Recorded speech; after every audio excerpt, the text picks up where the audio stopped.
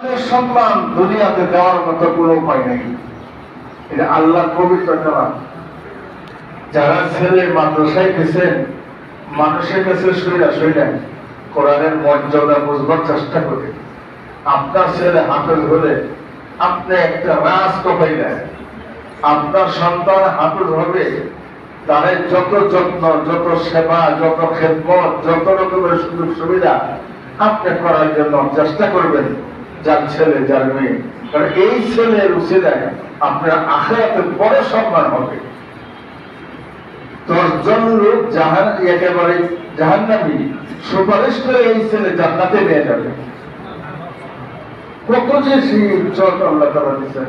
এই জন্য ছেলেকেও বলি, বাবা তোমরা পড়তে আসছো, উস্তাদরা শাসন করবে, ধমক দিবে, একটু চর চাপারও দিতে পারে, মায়েও তো মারে, মার রাগ উঠলে অনেক সময় চর চাপা দেয় না, বাবা একটু তামড়ি শাসন করে না।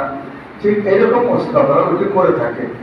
এটা নিয়ে তোমরা কোনো সময় মন খারাপ করবা না, মনোযোগ দিয়ে পড়বা, আল্লাহর কোরআন তোমাকে দিতে হবে, আর আল্লাহর কাছে দোয়া করবা, কানবা, আল্লাহ আমাদের কোরআনে হাফেজ বানিয়ে দেবো, আল্লাহ আমার তুমি কবুল করো, আমার ছেলেটা তুমি কোরআনের জন্য মঞ্জুর করো, কবুল করো।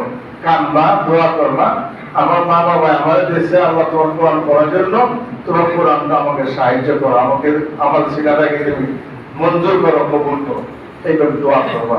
আর আদব রক্ষা করে চলবা।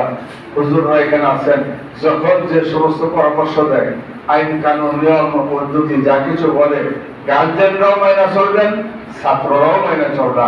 তাহলে তোমাদের শিক্ষা দীক্ষা হবে, তোমরা কামিয়াব হতে পারবা। আল্লাহ তাআলা আমাদের তোমাদের সকলকে কবুল করেন।